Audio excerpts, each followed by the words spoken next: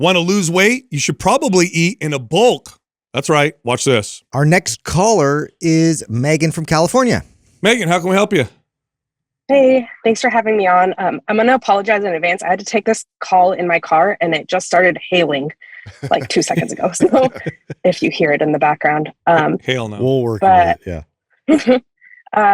So I had a question about, I just don't know whether or not you should bulk if you already have a pretty high body fat percentage. So for reference, I've gained like about 30 pounds since the beginning of the pandemic. And I'm trying to get back into strength training and losing body fat and building my metabolism back up.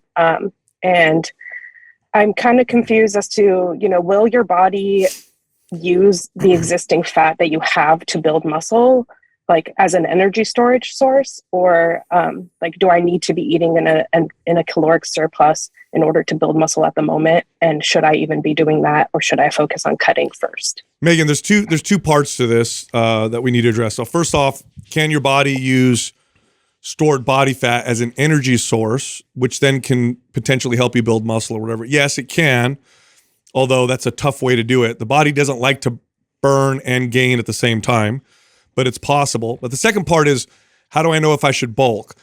Body fat percentage is one factor that I consider whether or not I put a client on a bulk. The other factors, which are more important to me, are how many calories you're currently eating, what are your energy levels like, how do you feel, okay?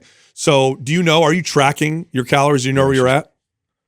Yeah, so I was at like 1750 and then I just went up to 1850.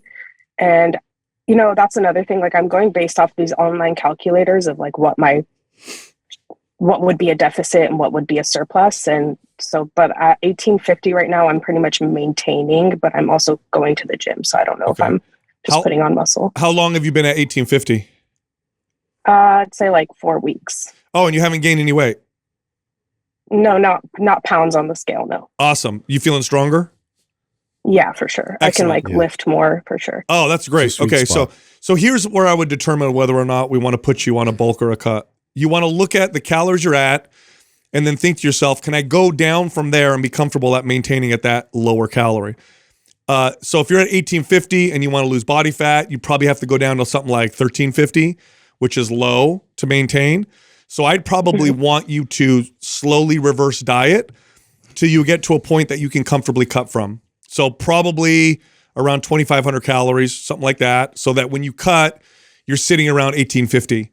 And that's your cut calories. So the reverse diet would be slow. You would also do strength training, get your metabolism to speed up. The ideal is that your body weight doesn't really change on the scale, but you do find yourself feeling a little leaner, a little more sculpted because you're building muscle as you're burning a little bit of body fat. And then from there we cut. Does that kind of make sense? Yeah, that makes sense. So in order to reverse diet, would I just be like upping my calories by like 100 calories a week until like I reach that point? I would actually bump you 100 to 200 calories a week at simultaneously increasing your steps walking. So you have this nice gradual, like we're bumping the calories. And if you do a good job of bumping the steps by, say, like 2,000 steps. So right now I see you're at 6,000 to 8,000 steps a day. Like next week, a good goal would be like, let's bump our calories 200 calories a day and also increase steps to 10,000 steps a day. Like that would be, and more than likely what you'll see happen is, again, the scale probably won't move. And then I would try and do that again the next week or in 2 weeks from now. And I would keep incrementally increasing your steps and your calories until we get to a better place, say 2,600 calories like Sal was saying. Cool. Awesome. Yeah. Doug, do we have a reverse dieting guide available, right?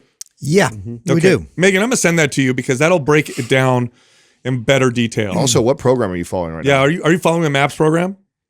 No, I'm not following any of the MAPS programs. I've honestly probably looked at the list like 10 times and I can't figure out which one's like best for me. Anabolic. Let's go MAPS Anabolic. Yeah, Start there. Yeah, we're going to put you on Anabolic. We'll send you MAPS Anabolic and the reverse dieting guide, and then follow those, and I think you'll love the results. Awesome. Thank you guys so much. Here's one last thing, Megan. I want you to give it follow up, okay? Let us know how this is working out, 60, 90 days from now. Let us know what happened. Give us a little review and tell us how your body feels. Heck yeah. Yeah, I definitely will do that. You got it. Thank you for your time. I really appreciate it. You got it. Thanks for calling in. This is so like old hat for us when we talk about this, like we're used to it. But to be somebody on the other end who's never done this before, or if you've heard about this for the first time, it almost doesn't make sense. Yeah. Like you're like, wait, increase my calories. I'm going to just gain a bunch of body fat. I'm trying to lose weight. Yeah. Yeah. It's like there's so much flexibility with the metabolism. And what we're trying to do is speed up your metabolism, which makes weight loss more sustainable. Otherwise, you end up in a position where lots of people have seen themselves where they cut their calories, they end up losing weight, but then they're like, their maintenance calories is like 1,100 calories. Well, nobody can, how can you maintain that for the rest of your life? It's a really tough position to be in. So, I actually would never tell my clients that I'm actually putting them on a bulk or even tell them that I'm even trying to increase their calories. What I would say to them is I would target foods. So like we would assess her diet. She would come back and she'd say, hey, I'm eating, 1,800 calories or whatever, or she was started at 1,700. I'm 1,700 calories. I look at her protein, I look at her fiber, I look at her sugars, I look at all the foods, and then I would look at something in there. And always, and when I look at it, assess a diet, there's always either too high of sugar, not enough protein, not enough fiber, not enough healthy fats. There's always something that I can add to her diet. And it's usually all those. Right. Mm-hmm. It's normally all of them, but there's always at least something that I can add to her diet. And instead of telling her we're cutting or we're bulking, I just go, you know what I want you to do is make sure you get this every day, or add this much every single day, or hit this amount of grams of protein every day, knowing that what I'm doing, and then just slowly increase her that way without her ever really knowing that I'm slowly increasing her caloric intake and reverse dieting her out. Instead, we're targeting foods that her body wants and needs, and that's what's going to help her overall with her metabolism and her fat loss goal. Yeah. That way they don't get in their own head of like, what? This behavioral hack. Yeah, this trainer's making me bulk. Like, this is crazy. Yeah, look, the words you use make a big difference as a trainer coach. So you say bulk. Dude, counting backwards was always real effective. There's reverse diet and bulk are the same exact thing. Yeah. The reason why reverse diet was a term that was invented is because nobody wanted to bulk when they want to lose weight. Reverse diet sounds different, and it gets connected with the faster metabolism. Bulk and reverse diet are the same thing. They're both calorie surpluses. Yep. So the words you use make a big difference.